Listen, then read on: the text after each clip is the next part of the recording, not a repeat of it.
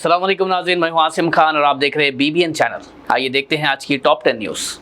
Qatar के अमीर शेख तमीम बिन हामद अल सानी ने कहा कि सीज़ फायर की बार बार खिलाफ वर्जी करके गाज़ा को नाकाबिले शहरी बनाया जा रहा है। उन्होंने कहा, गाज़ा में पिछले 2 सालों में जो कुछ हुआ वो सिर्फ एक जेनोसाइड के सिवा कुछ नहीं था। बदकिस्मती से इंटरनेशनल कम्युनिटी फ़लस्तीनी लोगों के साथ होने वाली इस ट्रेजेडी के सामने इज़्ज़त और हुकूक को एनफोर्स करने में अब तक नाकाम रही है। उन्होंने जोर दिया कि गाज़ा को एक मुस्तहकम और आज़ाद फ़लस्तीनी रियासत का हिस्सा होना चाहिए। अमेरिकी सदर डोनाल्ड ट्रंप ने कहा कि अगर हमास ने गाज़ा डील की खिलाफ वर्जी की तो उसे मिटा दिया जाएगा। ट्रंप ने कहा कि हमास को अपनी जिम्मेदारी निभाने का मौका दिया जाएगा, लेकिन अगर वो नहीं करेगी तो अमेरिका और उसके अलाइज के पास एक्शन के सिवा कोई रास्ता नहीं बचेगा। उन्होंने ये भी कहा कि हमास अब पहले जैसी ताकतवर नहीं रही, खासकर ईरान की सपोर्ट ख़त्म होने के बाद।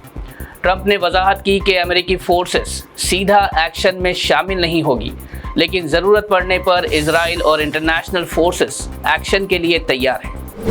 अमेरिकी डिपार्टमेंट ऑफ होमलैंड सिक्योरिटी ने वजाहत की है कि $1 लाख H-1B वीज़ा फ़ी सिर्फ उन नए एप्लीकेंट्स पर नाफिज होगा जो 21 सितंबर 2025 के बाद फाइल किए गए हैं। इस फ़ी का असर existing H-1B holders, extensions, amendments या स्टेटस चेंज पेटिशंस पर नहीं पड़ेगा, और जो F1 स्टूडेंट्स H-1B में कन्वर्ट हो रहे हैं उन पर भी ये फ़ी नहीं लगेगी।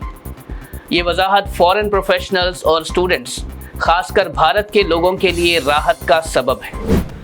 पाकिस्तान के डिफेंस मिनिस्टर ख्वाजा आसिफ ने अफगान तालिबान को सख्त वार्निंग देते हुए कहा कि सीज़ फायर तब तक बरकरार रहेगा जब तक अफगानिस्तान की ज़मीन से पाकिस्तान पर हमले बंद रहेंगे। उन्होंने इल्ज़ाम लगाया कि तालिबान हुकूमत TTP के लोगों को पनाह दे रही है जो सरहद पर हमले करते हैं। ख्वाजा आसिफ ने वाज़े कहा कि अगर ऐसा दोबारा हुआ तो माहिदा ख़त्म समझा जाएगा। अमेरिकी सदर डोनाल्ड ट्रंप ने चाइना को धमकी दी कि अगर 1 नवंबर तक ट्रेड डील फाइनलाइज नहीं हुई तो वो चाइनीज़ माल पर 155% तक के टैरिफ्स लगा देंगे। ट्रंप ने कहा कि अभी चाइना पे 55% टैरिफ्स लग रहे हैं, लेकिन अगर डील नहीं हुई तो ये परसेंटेज बढ़ सकता है। उन्होंने कहा कि वो साउथ कोरिया में चीनी सदर शी जिनपिंग से कुछ ही हफ्तों में मुलाकात करेंगे, जिसके बाद वो एक फेयर और स्ट्रॉन्ग ट्रेड डील की उम्मीद रखते हैं। पुणे के मशहूर शनिवार वाड़ा फोर्ट में कुछ मुस्लिम खवातीन के नमाज अदा करने के बाद सियासी हंगामा खड़ा हो गया।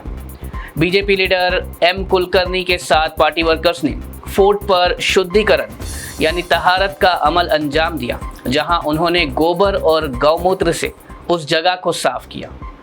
कुलकर्णी ने कहा कि उनका मकसद विरासती मकाम की हुर्मत बरकरार रखना था, जबकि मुख्तलिफ जमातों ने इस कदम को फ़िरका वाराना फसाद भड़काने की कोशिश करार दिया। ASI ने नमाज अदा करने वाली खवातीन के खिलाफ मुकदमा दर्ज कर लिया है, जबकि NCP ने BJP MP के खिलाफ भी पुलिस एक्शन का मुतालबा किया है। फिलहाल फोर्ट के बाहर सख्त सिक्योरिटी तैनात की गई है।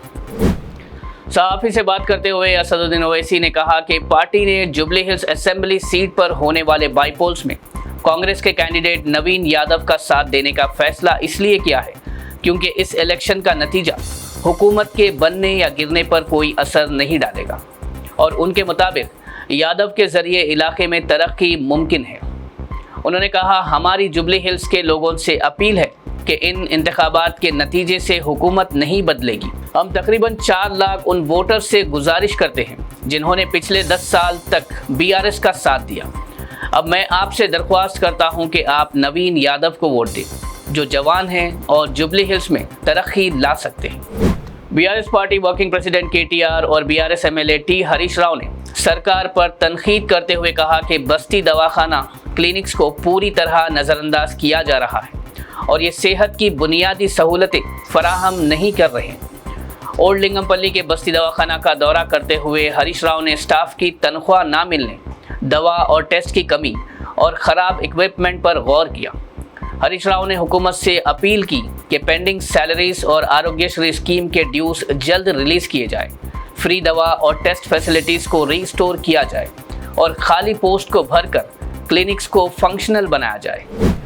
شہر حیدرآباد کی عوام نے حیدرآباد ٹریفک پولیس پر سخت تنقید کرتے ہوئے کہا کہ وہ صرف چالانز کاٹنے بیٹھتی ہے، جس کے بعد حیدرآباد ٹریفک پولیس نے گزشتہ ہفتے کی ایک اسپیشل انفورسمنٹ ڈرائیو کی تفصیلات جاری کرتے ہوئے بتایا کہ صرف 3 گھنٹے کے اسپیشل ڈرائیو کے دوران 6000 سے زیادہ ٹریفک وائلیشنز پائے گئے۔